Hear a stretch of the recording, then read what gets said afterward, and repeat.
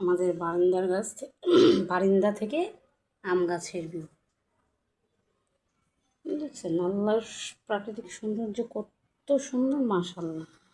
এটা আপনারা কে কী বলেন জানি না, কেউ বলে বাঁশের চঙ্গা, কেউ বলে যেরকম, একটু বলতে পারবো না, বললে আবার আপনারা হাসবেন। দেখছেন মাশাআল্লাহ, কত সুন্দর কত সুন্দর। আসলে কথা কি, গ্রামের দৃশ্যগুলো খুব সুন্দর।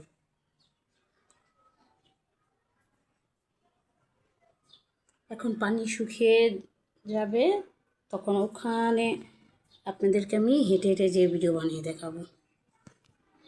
এখন সকালের কাজে স্টার্ট। এই হলো আমার ঘরের হাল।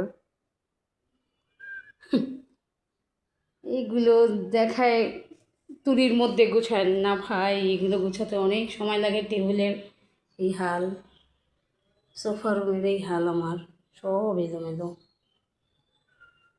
এই রুমে এখনও আমাদের আপাতত কিছুই নেই, শুধু একটা শুকিয়ে গেছে। তো বৃষ্টি হয় দেখে এই জন্য রুমের মধ্যে একটা আমরা রশি টানাই নিয়েছি। এখানে একটা ওয়াশরুম, এখানে আমার কাপড় ধোয়ার মেশিনটা আছে। এটা একটা রুম, আমার মেয়ের পড়ার টেবিল। এই তো ওই জানলা থেকেও ভিউটা আপনারা দেখেছেন। আসল কথা কি, আমার এই বাসা থেকে মাশাআল্লাহ বাইরের ভিউগুলো অনেক সুন্দর অনেক সুন্দর। এটা হলো আর একটা বারান্দা। আপনাদের একটা জিনিস দেখাই, বলেন তো এটা কি?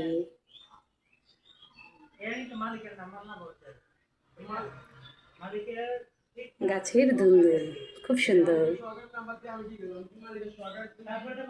এখানে বড় গাছ, নিচে হয়তো বা কেউ আসছে, তাই এগুলা আর ভিডিওটা আনলাম না। পরবর্তী ভিডিওতে দেখাচ্ছি ওখানে কী হয়েছে। কিচেন রুম দেখলে আবার কেউ কিছু বললেন না। আমার রুমের মধ্যে একটা অ্যাটাচ বাথরুম আছে, ওখানে সব নোংরা হয়ে আছে। এই একটা ওয়াশরুম। এই যে কালকেও লাউ দিয়ে ডাল রান্না করছি, অনেক স্বাদ হয়েছে। তো পিছে বাবা আজকে ডিউটিতে চলে যাবে, তো বলতেছে আজকে লাউ ডাল রান্না করো আর মুরগি ফ্রাই করে দিও। তো উনি কোনো মাছ খায় না। আমি আজকে আবার আমার ছোটো বোনের বাসায় যাব। ছোটো বোনের ছেলেটা একটু অসুস্থ, মেয়েও স্কুল বন্ধ, যেহেতু আন্দোলন চলছে, আপনারা জানেন, স্যার ম্যাডামদের আন্দোলন। দেশটা এখন এমন হয়ে গেছে, ঠিক আছে ওনারা ওনাদের এর জন্য সব কিছু করছে, কিন্তু কিছু থেকে কিছু হলেই মানুষ আন্দোলনে বেড়ে যায়। বাচ্চাদের পড়ার ক্ষতি, অনেক ক্ষতি হয়, এটা মানুষ বোঝে না। যাই হোক, দেখেন এখানে আমার একটা ছোট্ট জানালা আছে, এখান দিয়েও আম গাছের ভিউ দেখা যায়। ইনশাল্লাহ যখন এই গাছে আম আসবে তখন ভিডিও করবো, যদি বেঁচে থাকি। আর ছোটো বোনের বাসায় যাব, অবশ্যই পেজে ফলো রাখবেন।